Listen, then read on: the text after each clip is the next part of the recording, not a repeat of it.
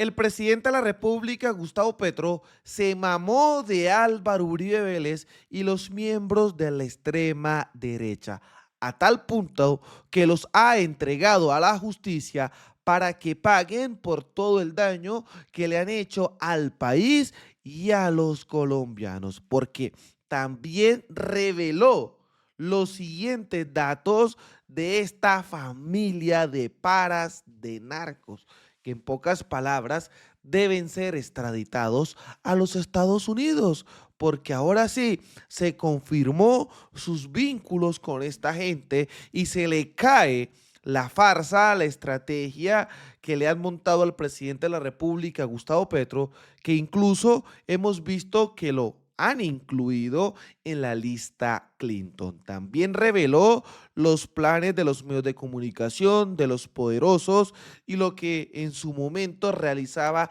Noticias Caracol. Petro se mamó, le dieron tela para cortar y obviamente que en el último Consejo de Ministros arrasó con los Uribe. Así que los invito a todos a que dejen su like, su comentario y préstenle atención también a las noticias positivas que deja el presidente y cómo envía a estos miembros de la extrema derecha para que paguen cárcel. Tenemos cumplido el 34% y está en cumplimiento, en proceso, un 53% más. Es decir, casi llegamos a 80%, lo superamos. Falta poco, 50 y pico en cumplimiento más 34 cumplido, nos da 89, 88. Es un nivel muy alto. Lo que va en cumplimiento debe cumplirse, ojalá antes de que termine mi gobierno, y quedará un remanente que dependerá básicamente de quienes queden en el gobierno a partir del 26, pero ya estaríamos muy cerca del 100% de los logros totales, fundamentales. El Plan Nacional de Desarrollo tiene logros que pusieron, metas que pusieron los congresistas, que tienen que ver con mi campaña electoral y lo que inscribimos como programa, pero yo me refiero a lo que inscribimos como programa porque es mi compromiso en primer lugar con los electores, las electores, que es un voto de mandato sobre el presidente y sobre el gobierno en general. Es la democracia, el mandato del pueblo, y es lo que no debemos desobedecer nunca. En esa medida aquí no solamente estos porcentajes se van a presentar, sino ya cada cual demostrará si las cifras son ciertas o no. No quiero un listado de metas de decenas y decenas, quiero lo fundamental, a lo que nos comprometimos. Comprometimos a una reforma agraria, ¿qué va de reforma agraria? Nos comprometimos a extender la educación superior gratuita, ¿qué va de ese objetivo? Nos comprometimos a una reforma del modelo de salud saboteada por congresistas pagos, porque se ha demostrado que varias campañas fueron pagas por Keralty, entre otros. ¿Qué llevamos hasta el momento? ¿Y qué vamos a continuar? Pero hasta este momento, ¿cuáles son los indicadores de salud que hemos mejorado? He presentado varias veces ese tema en televisión públicamente. Bajar a la mitad la desnutrición infantil en 2 años no lo hace casi ningún gobierno, solo una revolución, y lo hemos hecho. Esos datos quiero que se transmitan.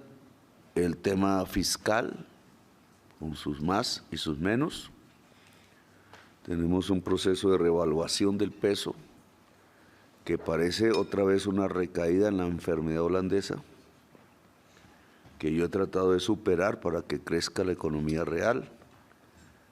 A pesar de la revaluación del peso, la economía real crece, agricultura, industria, turismo, que son las nuevas locomotoras que pusimos a la economía colombiana para que reemplacen los hidrocarburos. Hoy me reuní con las juntas de todo el país, más o menos 200 personas, mayoría hombres, minorías mujeres de la Unión Sindical Obrera, para explicar las consecuencias de la crisis climática en el corto plazo en Colombia y lo que está pasando en la caída de rentabilidad del campo Permian en Estados Unidos, básicamente porque cada vez se extrae más gas que petróleo, tema que es consecuencia del fracking. El fracking acelera el agotamiento de un pozo. Luego implica cada vez más pozos. En Colombia, pues podría ser pensable, yo no estoy de acuerdo con el fracking porque acaba el agua de Colombia si se hace en Colombia. En Estados Unidos puede ser rentable para Estados Unidos, acaba también con el agua en Estados Unidos, pero si la inversión es colombiana en Estados Unidos y cada vez tenemos que hacer más pozos en Estados Unidos para sostener las utilidades, la inversión se vuelve superior a lo que invertimos inicialmente y las utilidades muy inferiores. Luego estaríamos subsidiando la inversión en Estados Unidos y no en Colombia. Y la primera víctima sería Ecopetrol, que se está sobreendeudando para mantener la actividad. Por eso cobraron 70 billones innecesariamente, porque se podían haber tratado de otra manera, en el subsidio a la gasolina que generó Duque, que se continuó lamentablemente en los primeros años de este gobierno, que suma un pago en 3 años de 70 millones de pesos, como si se tuvieran que pagar en tarjeta de crédito. Menos mal yo ya no tengo, pero el país sí, y esto acabó recursos fiscales para el programa del cambio. Hemos maniobrado en medio de eso y aceleró el déficit fiscal cuando ya lo veníamos corrigiendo. Tema que el Ministerio de Hacienda tiene que hablar entre los logros, porque hay logros y también peligros en el sistema fiscal, peligros que se vuelven realidad si el Congreso no aprueba la ley de financiamiento. O sea, si está bajo órdenes de Cepeda, no voy a decir si el malo o el bueno, sino Efraín Cepeda, que es como se llama, iríamos a una posible default que yo voy a evitar a como de lugar. Si el Congreso es responsable, dado que solo le ponemos impuestos a los más ricos, a nadie más, los mega ricos, pues solucionamos el problema y bajaría el costo de la deuda y equilibraríamos el daño que nos dejó pagar en 3 años 70 billones de pesos, que aparecen como gasto en los presupuestos, pero no aparecen como ingresos. Es gasto puro del gobierno, pagando una deuda que no dejamos nosotros. Y si no hay nuevos ingresos, pues eso sigue, ese hueco sigue, incrementado por la tasa de interés, y Colombia no superaría el déficit fiscal que hoy tenemos, y hay que superarlo, porque unas finanzas correctas nos permiten un crecimiento de la producción que el Banco de la República tampoco ha querido, pero que lo estamos logrando a pesar del Banco de la República. Ya usted hará las cifras, etcétera, han aparecido en el DANE. Tenemos temas al lado de la defensa de Colombia. El ascenso salarial que debe darse el año entrante tiene que ver con Hacienda. Nosotros hemos puesto eso como una prioridad. La mejor defensa de Colombia es que sus hombres y mujeres que la defienden sean bien pagas, no sean esclavos, como antaño. Eso garantiza mejores niveles de seguridad, amén de armas y cosas de esas, que también hay que hablar, porque yo todavía no he firmado el COMPES de armas fuera de los aviones, y es algo que quise que se adhiriera, porque este gobierno va a dejar modernización de la fuerza pública con armas pertinentes al conflicto que tenemos, Y comenzamos por cuidar heridos, porque aumentan, en la medida que aumenta la ofensiva sobre los grupos armados que no son guerrilleros, sino narcotraficantes, tema que hay que hablar a profundidad.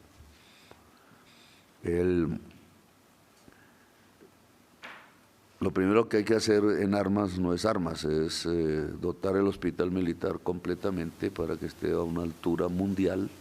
Yo he pedido incluso que ejerza funciones fuera de Colombia, de acuerdo a sus sabidurías.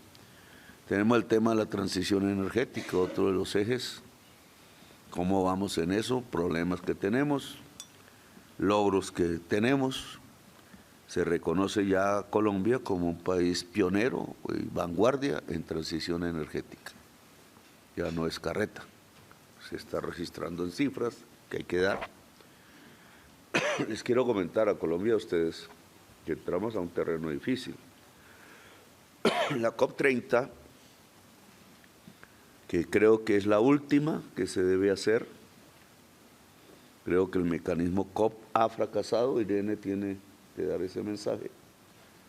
Ya no son los Estados-nación reunidos los que permiten eficacia en el tránsito energético y en decirle al mundo que hay que dejar de consumir petróleo, carbón y gas en cualquier parte del mundo, sino que quedaron bajo, dada la retirada de Estados Unidos, que no cree en la ciencia, en este gobierno. Con Biden teníamos varios acuerdos al respecto positivos, pues el lobby petrolero se tomó la copa y no permitió que en la declaración final apareciera siquiera el nombre de hidrocarburos, con lo cual se comete una hipocresía científica de mayor. La ciencia dice que el 75% de la crisis climática y del calentamiento global que la propicia es producto de la emisión de gases de efecto invernadero que salen de los hidrocarburos. Eso se negó. Con toda la amistad que tengo con el presidente Lula, sabemos que en este tema no estábamos de acuerdo ni con muchos de los dirigentes del progresismo latinoamericano, mucho menos de la derecha, que esto no lo cree, niega la ciencia como todo irracionalismo. Pues entramos en nuestra posición de acuerdo a nuestros principios y a la ciencia. La ciencia, y estoy hablando de miles de científicos que enviaron una carta a la COP30 pidiendo que quedara en la declaración un plan claro de disminución de hidrocarburos para salvar la vida en el planeta, fue desatendida por los países que estaban allí. Logramos un liderazgo sobre 40, pero se desbarató ante el lobby petrolero y por tanto fuimos el único país en objetar la declaración. Es una objeción, no es una adenda, debe quedar como objeción. Según las normas de las COP, si un solo país objeta, no es legítima la declaración. Entonces entramos a un escenario donde Colombia es vanguardia y está solitaria por ahora en la defensa de la vida en el mundo. Me enorgullece Colombia así, porque es la potencia mundial de la vida. Espero que siga siendo así y arrastre a la humanidad, que ya no a las naciones, hacia una lucha que tiene que ser rápida en contra del consumo y extracción de hidrocarburos, o si no perecen nuestros hijos y nuestros nietos en cualquier parte del mundo. No lo digo yo, lo dice la ciencia, y Colombia fue consecuente con ese mensaje de la ciencia. Hay que hablar de cultura. Todavía no me han dado el link de la obra que se presentó en Santa Marta. Nos gana la política tradicional de Santa Marta, acabamos de observarlo. El pueblo del Magdalena no nos acompañó.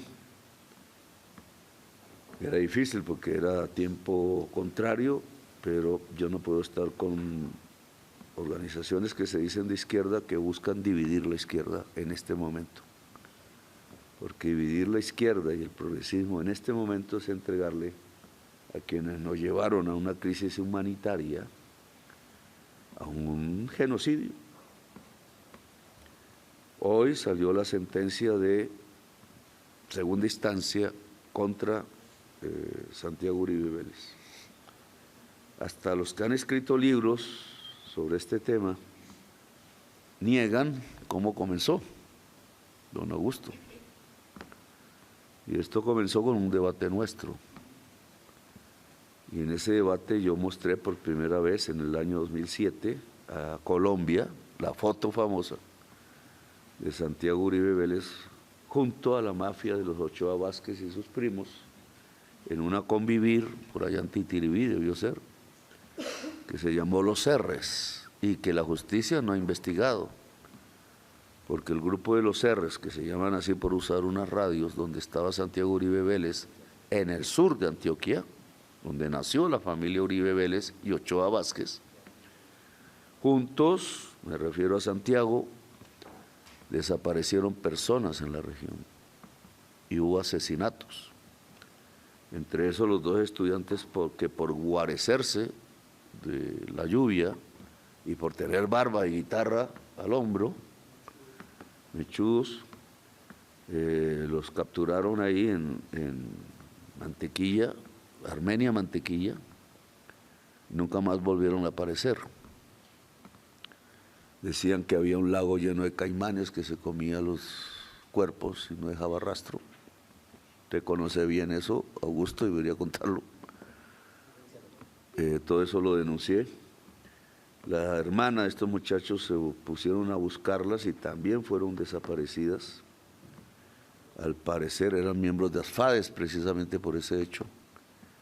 Y parece que fue el Gábula de Antioquia, cuyo jefe, el entonces coronel Santoyo, es el primer general extraditado de Colombia por narcotraficante. Y era el jefe de seguridad de Álvaro Uribe Vélez, el hermano de Santiago Uribe Vélez. También hablamos de Yarumales, son dos temas que expuse a la opinión pública. Ahora estamos en plena venganza, porque lo que yo vengo afirmando es que los políticos que se fueron a hablar con la extrema derecha republicana en la Florida y en Washington son de este grupo.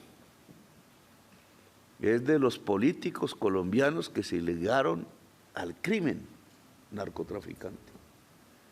Y Trump se ha creído todo este cuento, porque no recibe otra versión diferente. Y entonces le están creyendo precisamente a los Santiago Uribe Vélez, es decir, a los políticos aliados con el verdadero narcoterrorismo. Narco porque exportan cocaína a Estados Unidos, en primerísimo lugar, y terroristas porque mataron a decenas de miles de personas en Colombia y desaparecieron a otras decenas de miles de personas.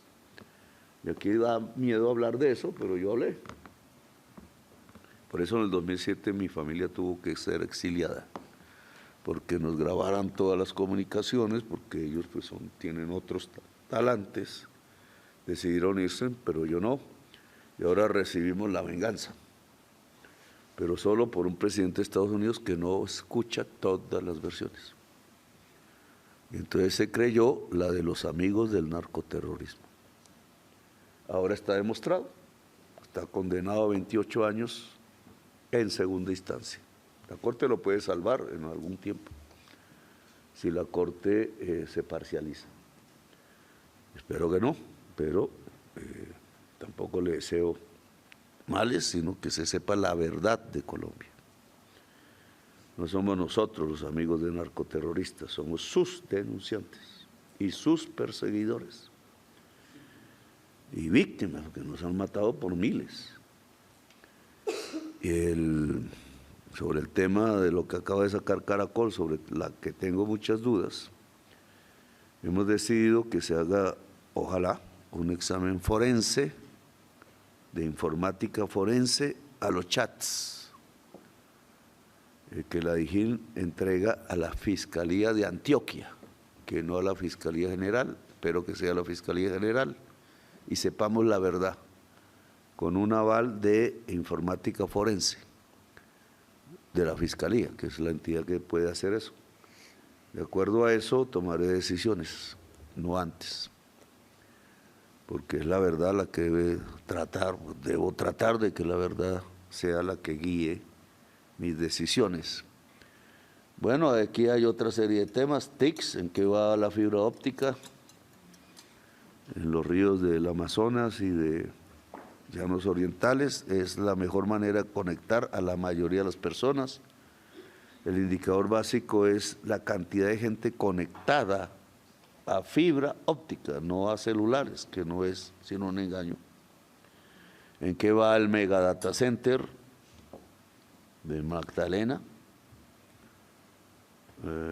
Hay que acelerar, no sé si la nueva gobernación ayudará, la actual no había ayudado. La educación, como lo dije yo, pública en Santa Marta, es de las peores de Colombia. Pregunté a unas personas, muchachos y muchachas acabadas de salir de colegio público, quién era Gabriel García Márquez, y no sabían que había nacido en Magdalena.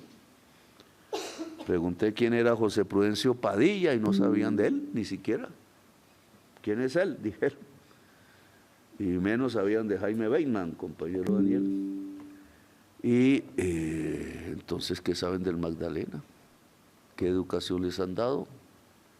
La educación hemos dicho que es la prioridad de este gobierno. Y por eso Daniel, en su informe, pues no solo tiene que dar las estadísticas de cobertura de la educación pública, sino quisiera que en estos últimos meses abordáramos el contenido de la educación. Pensum, que llaman. ¿Qué pasó con las clases de historia? Las muchachas y muchachos de Santa Marta no responden de nombres históricos porque no les enseñan historia.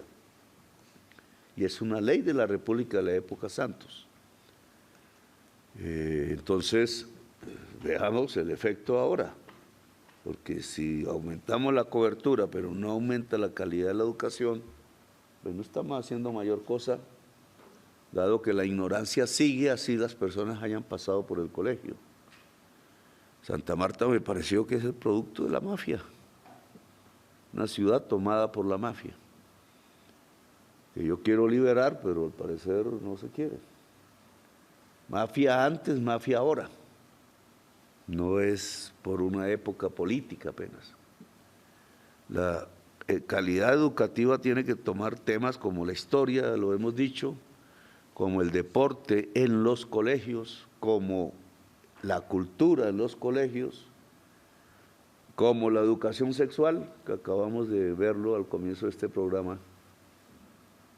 ¿Qué es el machismo? Si no es una contracultura que viene de hace milenios, no solo de los latinos del Mediterráneo, sino de todos nuestros ancestros, lo cual hace difícil al hombre superar su machismo y lo cual también hace difícil que la mujer sea libre por la mujer misma, porque vamos construyendo cadenas en nuestra mente, todos. Y romper esas cadenas, que es romper las nuevas esclavitudes, o se hace por la familia, pero estas familias también han sido educadas o maleducadas en sistemas no de calidad educativa. La caída de la calidad de la educación pública en Colombia es drástica y tiene ya décadas. Y usted tiene que transformar eso. Entonces, la educación sexual es clave en el colegio y en la familia. En esto también tiene que ver la salud, porque hablamos de salud sexual. Y no estoy hablando de que si enseñamos homosexualismo, cosas de esas, eso no se enseña. Eso nace en la persona. No hay fuerza que lo pueda remediar. Cuando las señoras llevan a sus hijos o hijas a esos centros que llaman de reformar, que les echan fuete y torturan a los hijos, tanto en temas de drogas como de educación sexual, porque no es así a partir del castigo y la tortura del propio hijo o hija. De ahí solo salen tratando de escapar incluso de la realidad, agravan el problema. Esto es un tema de educación en los colegios, científica. A las cosas se les dice por su nombre, científico. No se quita, no se invisibiliza. La mujer no puede ser invisibilizada. como me comprometí a no hablar de los nombres científicos, que me parece un contrasentido, porque nosotros también educamos desde aquí. Entonces, y no se desubica si se habla de la ciencia. Entonces, toca que en los colegios se hable de educación sexual para que la niña no se embarace a los 15 años. Para que no se embarace, no voy a pronunciar el nombre que dije, porque no pertenece a un apellido, sino a un estilo de hombre, vampiro, que nace también en la contracultura. Es decir, que chupa las energías de la muchacha, la deja embarazada y se va, porque no creen en cuidar los hijos, es decir, en que es también un generador de la vida y daña la vida de los demás, incluida la de su hijo, porque ¿qué hace una joven pobre con un hijo? Si no termina es en el sifón de la realidad social de Colombia, que lleva a la pobreza y al desastre. Entonces la educación es un camino de enriquecimiento preventivo en la medida en que permita construir hombres y mujeres libres. Si usted se deja atrapar del número de cobertura, que es nuestro programa, pero no desarrolla nuevas formas de educación, es decir, que el niño y la niña aprendan a pensar antes que aprender de memoria, pues tampoco estamos liberando a la sociedad colombiana. Y ese señalado, estuvimos ahí con la ministra de Cultura en el Galeón San José. Quisimos hacer esto público, pero aquí falló mi equipo de comunicaciones y trasladó lo que tenía que ser intervenciones, locución presidencial a Consejo de Ministros, y el Consejo no lo hicimos. Y aquí ya es tardío. Entonces se perdieron las primeras imágenes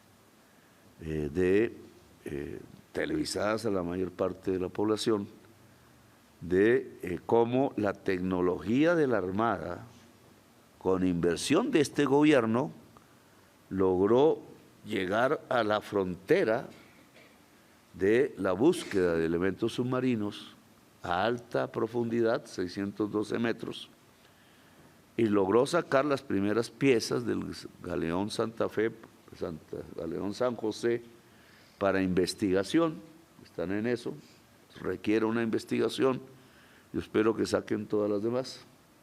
Tendremos también problemas porque hay piratas en el mundo que se quieren quedar con lo que ellos llaman tesoros, que para nosotros es patrimonio nacional, nuestra historia, porque lo que está en ese galeón, que al parecer sobrevive su maderamen, eso lo descubrimos solo hasta ahora, o sea, se puede sacar y poner en museo y mostrar cómo era el galeón, difícil, pero se puede.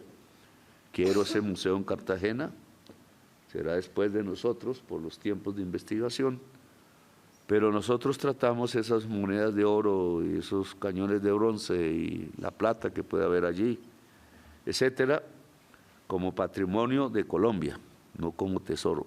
Debe ser guardado en el Banco de la República y exhibido una parte para la educación de nuestros niños y niñas y extranjeros también, sobre el despojo que hicieron de la Nueva Granada por codicia, porque se dedicaron fue al oro y la plata y no a encontrar dos culturas. La obra de arte que hizo otra vez la ministra y Holman, ¿está por ahí Holman? Pues yo quería ese énfasis, arte, fue lo que vi en la gran inauguración del museo, el gran museo egipcio, una obra monumental transmitida a toda Europa y África y al mundo, pero yo no lo logré hacer con Santa Marta. Y entonces 0 iban 2. Entonces esto lo vieron los presidentes de europeos y latinoamericanos, excelente, todos tienen una buena versión de lo que vieron, arte, cómo se construyó la cumbia, y agregaron vallenato de las raíces ancestrales nuestras, esa es la obra, solo que pusiste unos turcos y son los árabes los que ayudan a la construcción de la cumbia y el vallenato también. y más porque los alemanes entran al final, pero salen de nuestros ancestros indígenas. Entonces, esa educación de cómo sale nuestra música actual, la nuestra, que puede proyectarse a escala mundial, porque tiene, como decía Vasconcelos, él decía raza, yo digo sangre, la raza no existe, los himnos que tienen la palabra raza maleducan a su población, no hay razas, las razas las construye el ser humano, no la naturaleza. Pues estas sangres se han mezclado, son las sangres del mundo, por eso hombres y mujeres colombianos somos el pueblo que más combina pueblos del mundo en su sangre.